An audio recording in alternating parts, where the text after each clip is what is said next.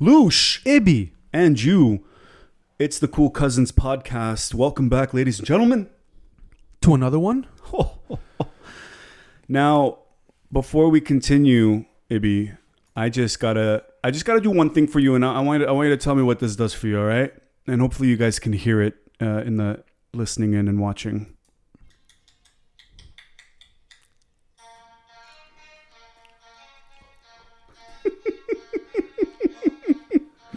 No. Where my dog's at? Okay. Drop. That's enough for copyright reasons. But My dude. a big rest in peace to Earl Simmons, aka DMX, who just recently passed away. And the reason why I brought up the Rough Riders anthem is because the beginning of that song shook the world. And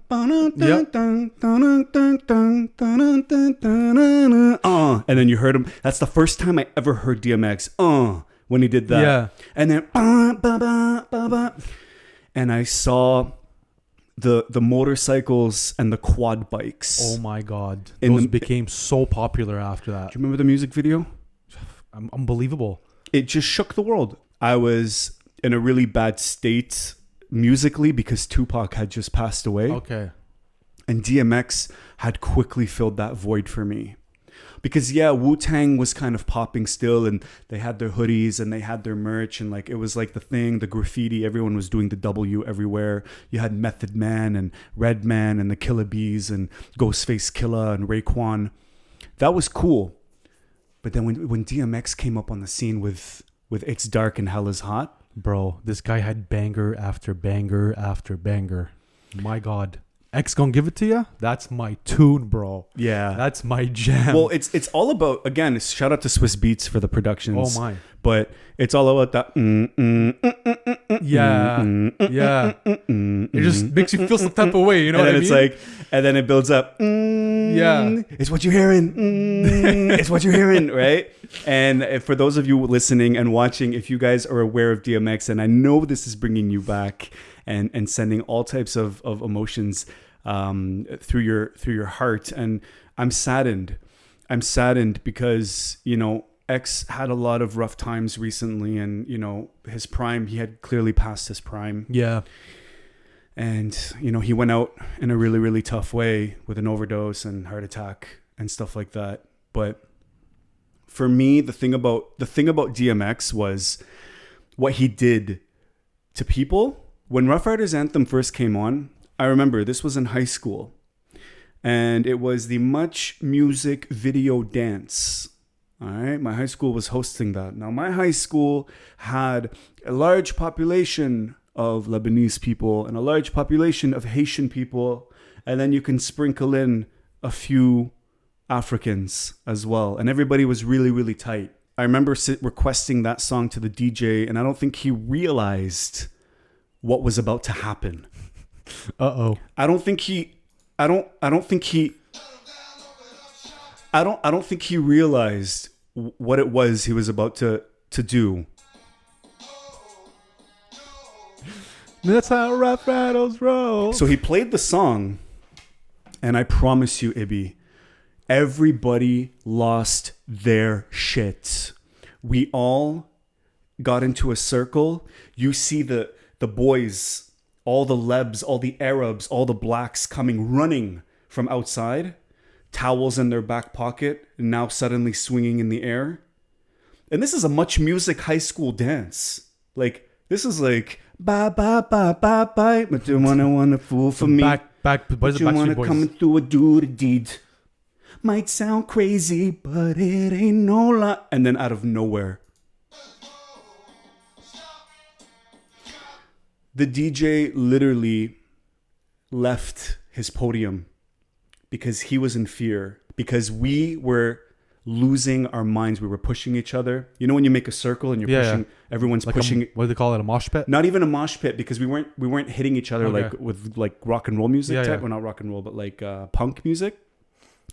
But everybody was in a circle jumping and making a helicopter with their towels. And it was just Rough Riders anthem, bro.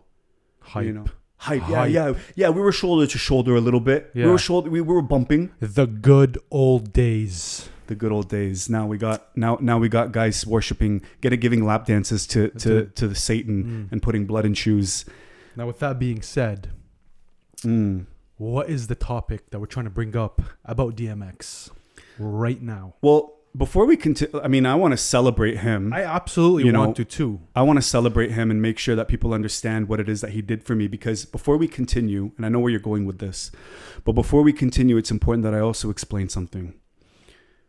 What I loved about DMX was how imperfect he was.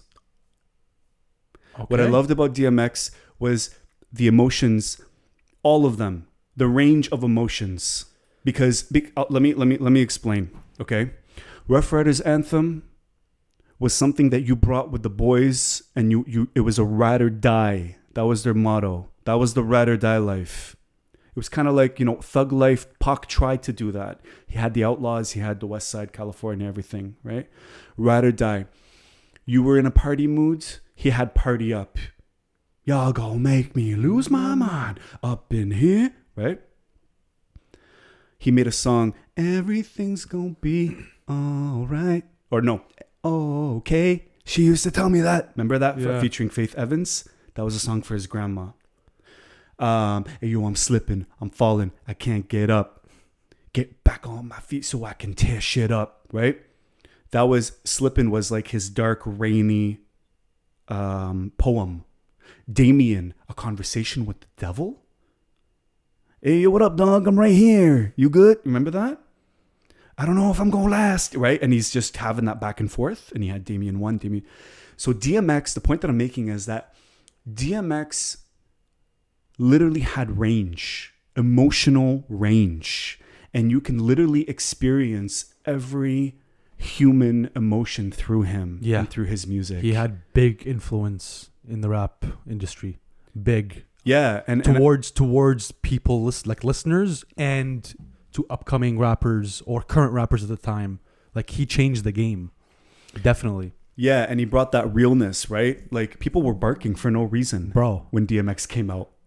I was doing it for no reason.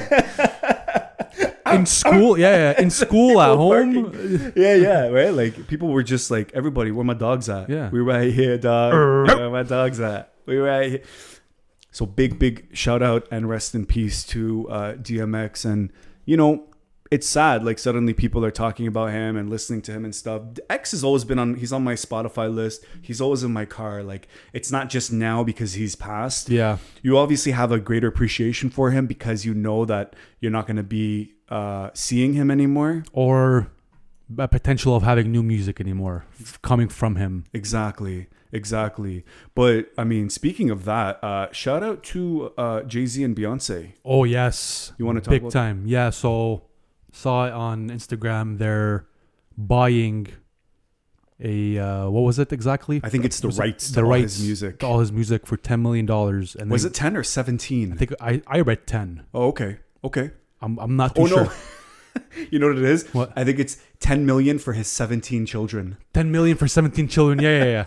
That's where I got it. So, yeah, Jay-Z and Beyonce are buying the rights to all his music for $10 million, and they're going to give it to all 17 of DMX's children for free. I don't mind that. Shout out to Beyonce and Jay-Z. Yeah, shout out to Hove. Unbelievable move. And Queen Bee. Yeah. Yeah, it is. And I think, wow, talk about closure and talk about X truly resting in peace and, bringing that to his family. And the thing is about Jay-Z that a lot of people don't know is he wasn't a fan of DMX because when Jay-Z...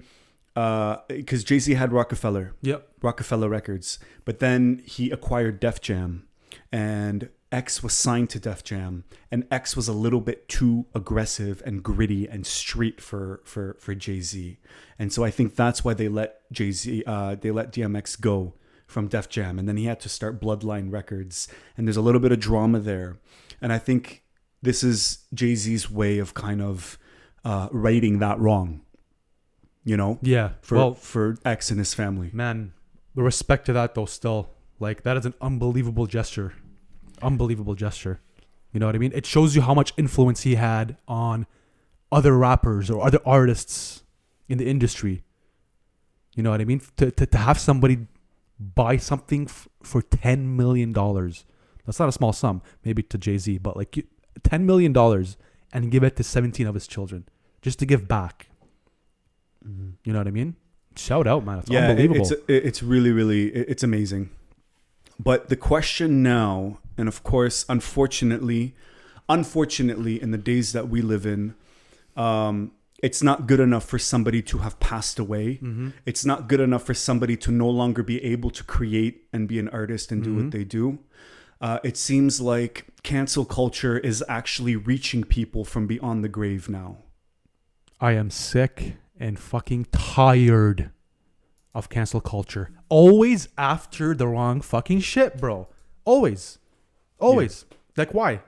Like, why now? Why? Because his name finally surfaced again.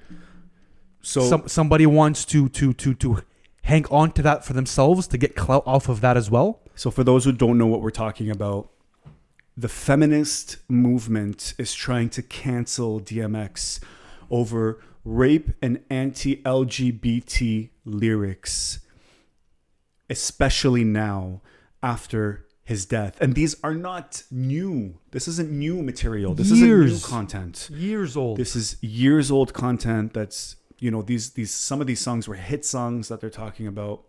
And it really goes to show you really like how far cancel culture is willing to go. You have an artist like DMX who has just passed away.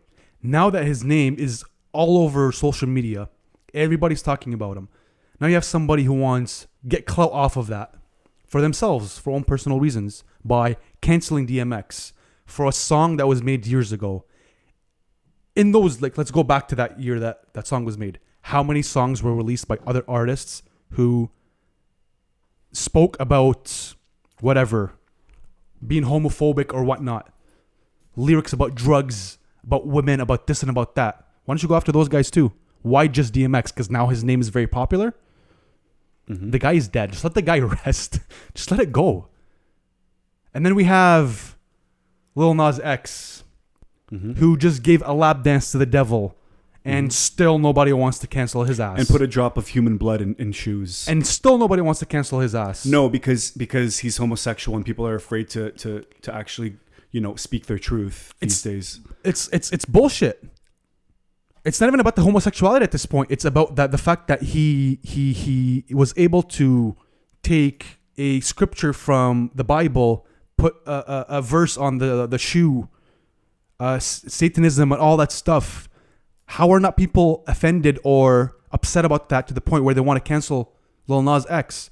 But let's go grab somebody who just died, all right, who had an unbelievable career, influence on artists, influence on listeners who listen to his music. Go Ibby, go. You know what I mean? Go, bro. Why?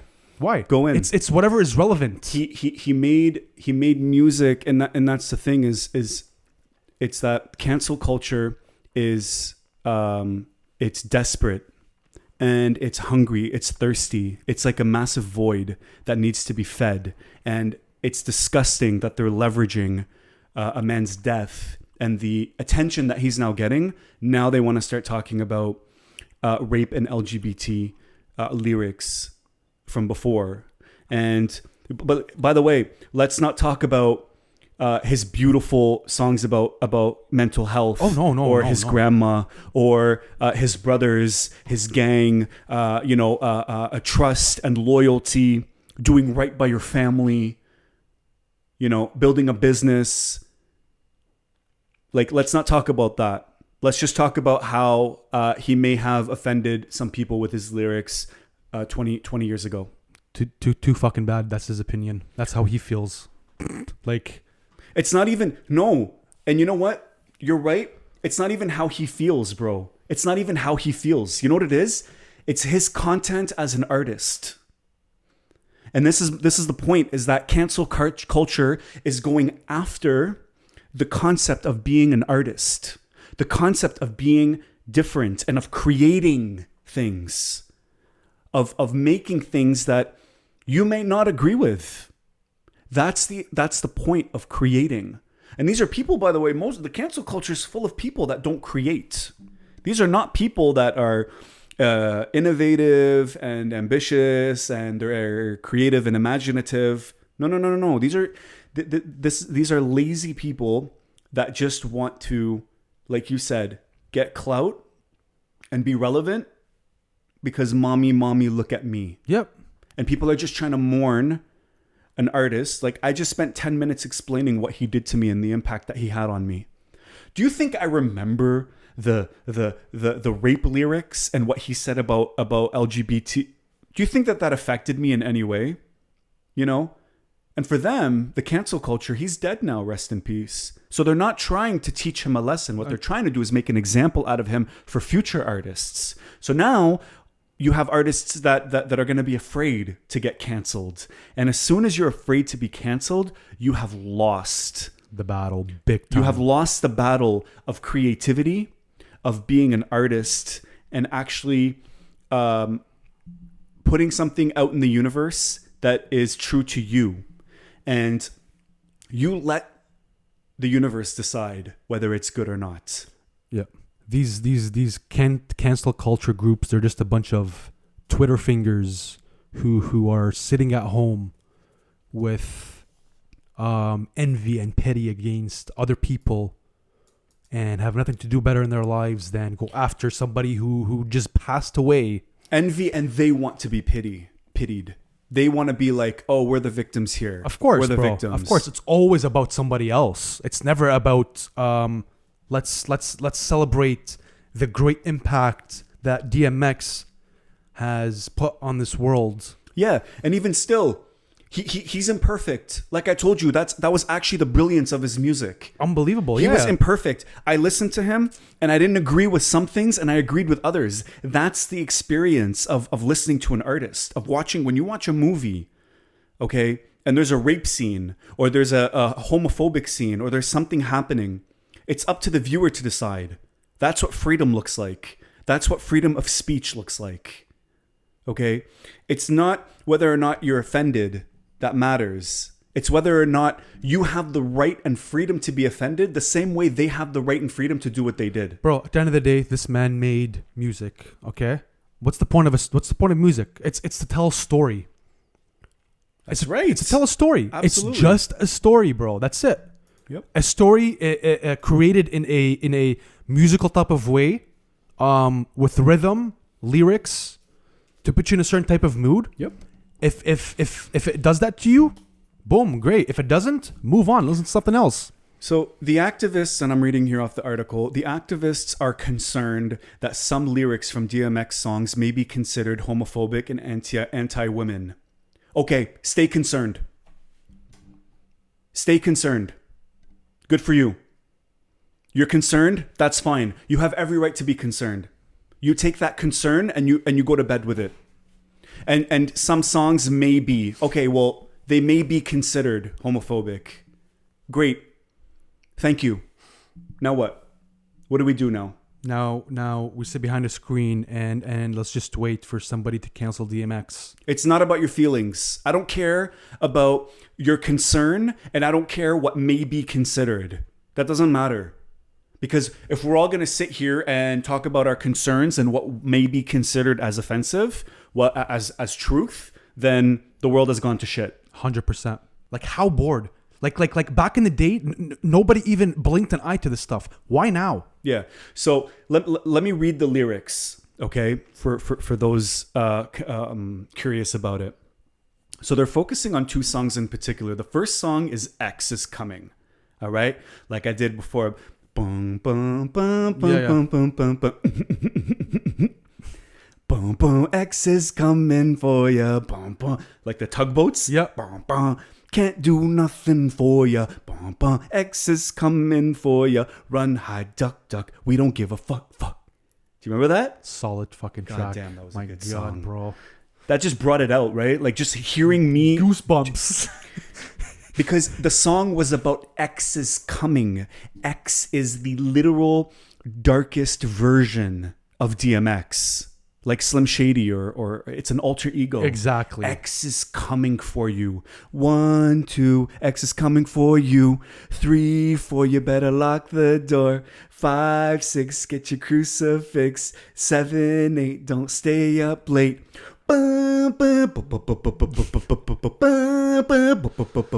Bro, he brought you into a horror movie. Of course, bro. See what I'm telling you? It's just stories. And that was like a little girl saying it, like hiding in the corner, holding Yeah. a cross.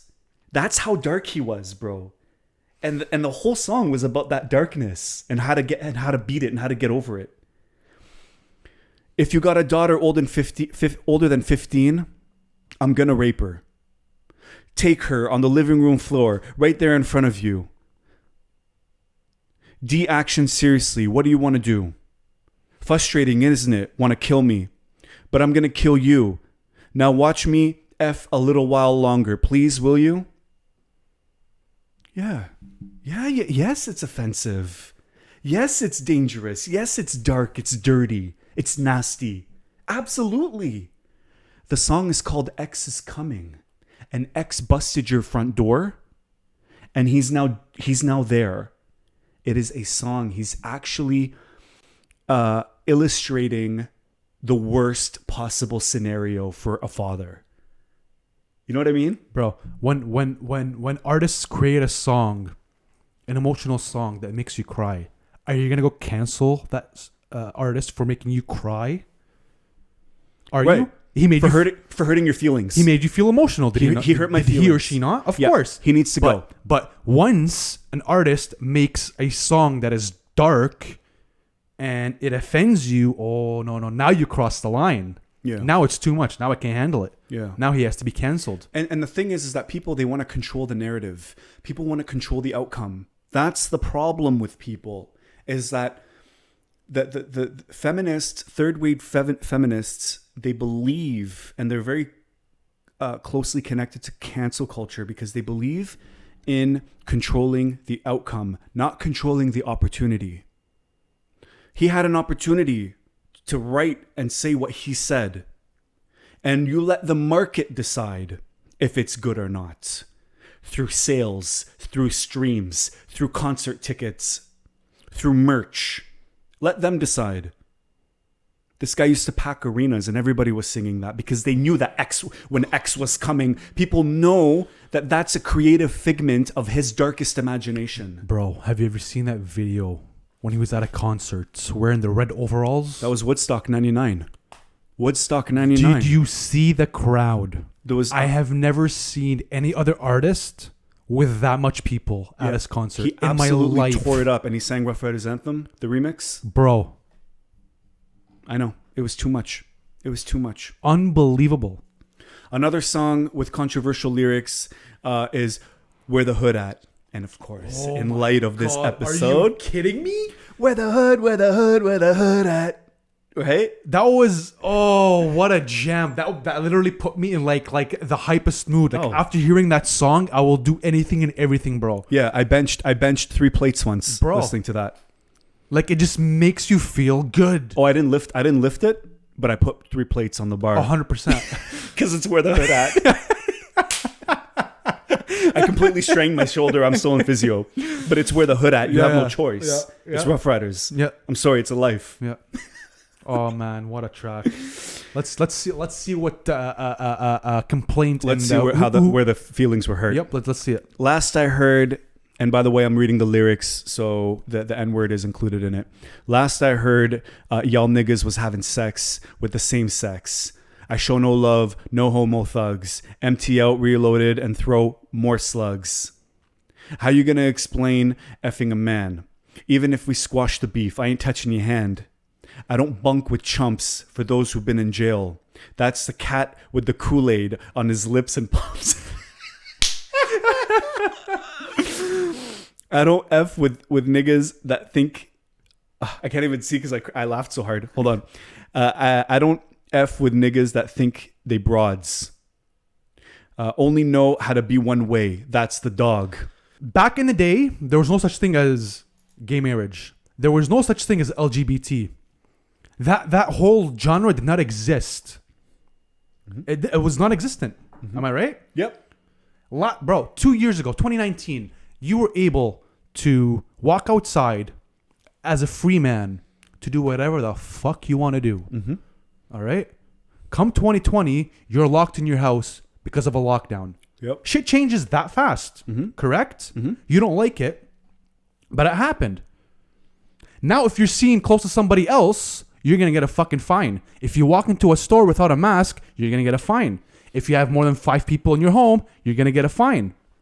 Now, it's wrong to do so. Mm-hmm. But am I going to go back 2 years ago and be like, hey, you were in a fucking grocery store without a mask on. Let's cancel you. Okay. I get that. I get your angle. Absolutely. I think that you're right, but I think that it doesn't even deserve that much. It doesn't. That much rational thought. Because in the day, this was normal. No, but let me put it to you this way. Even if this song came out tomorrow, bro. Even if this song came out tomorrow and it was X, a guy like X, it was Rough Riders, it was the whole brand, it was the whole family, and he had those lyrics. Again, it doesn't matter what your concerns are, and it doesn't matter what you consider. It doesn't matter. What I think doesn't matter.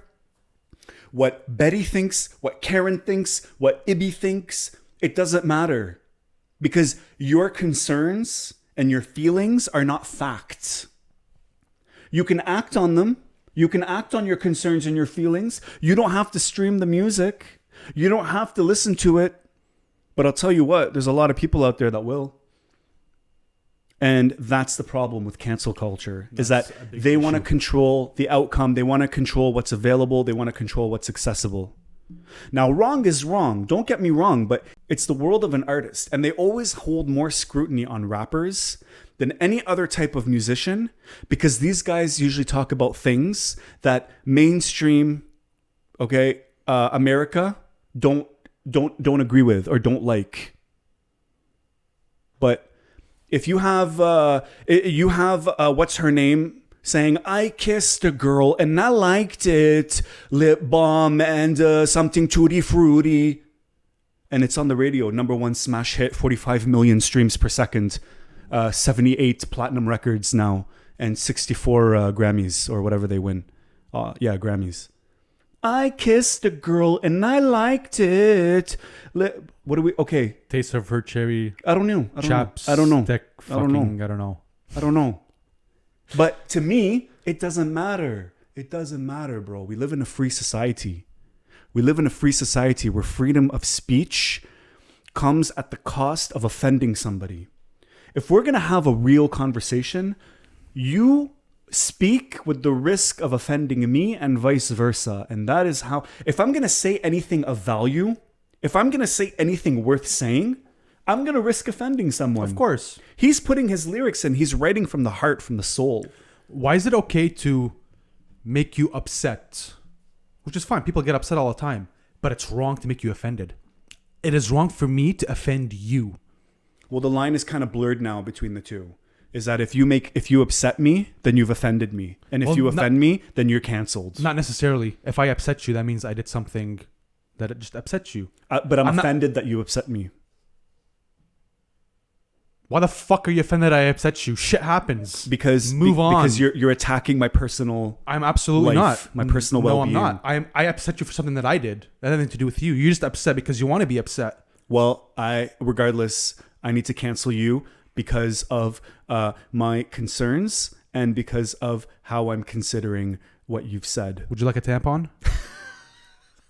It'd be going in today. Are you panties in a bunch now? Oh, it'd be going in today. It'd be going in. Let's say they created a horror movie where a man walks into a house, ties up another man, and then rapes his 15-year-old daughter right there and then. It's a fucking movie.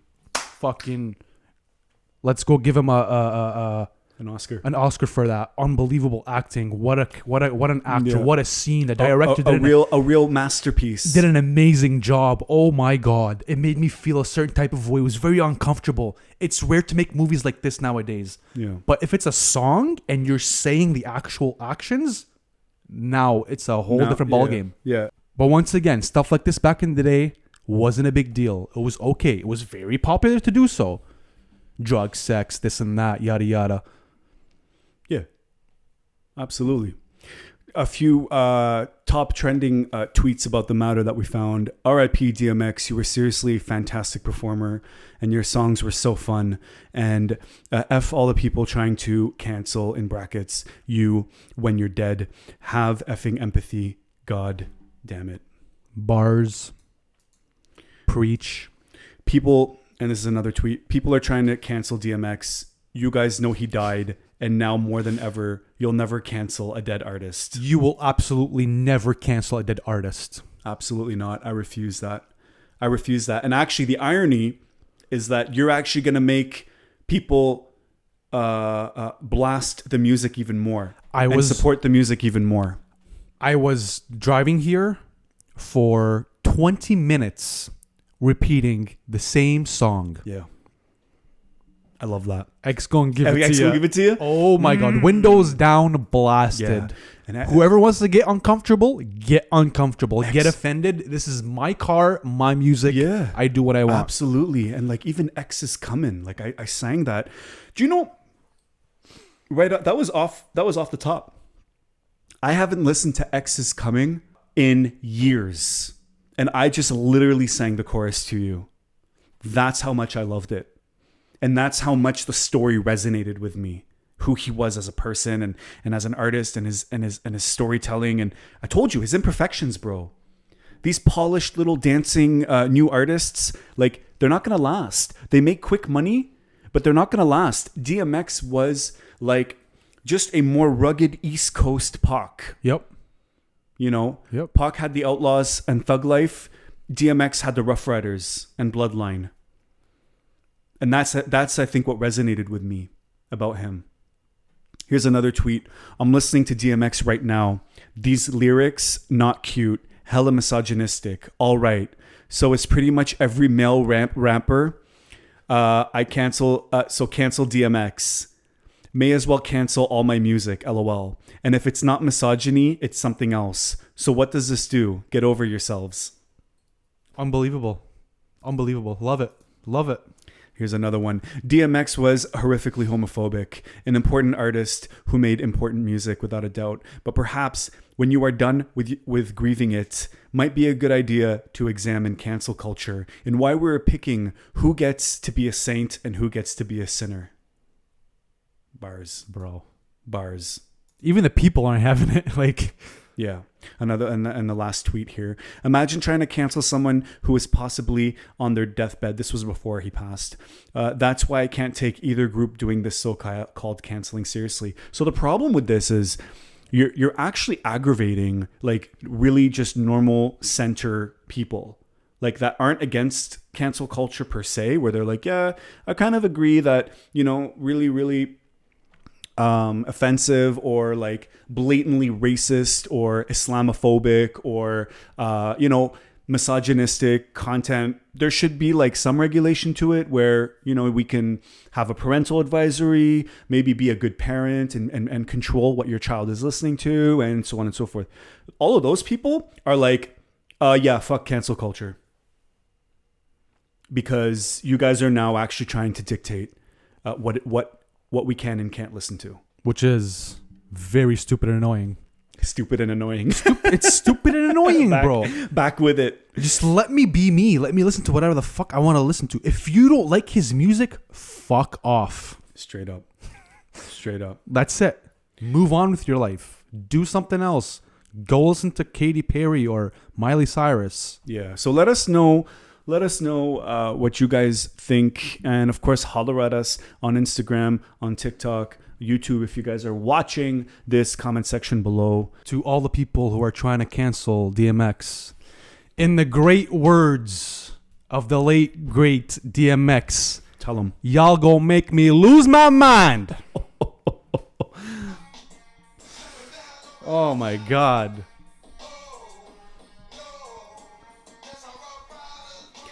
It's the Cool Cousins. You can talk to us more than you can talk to your parents.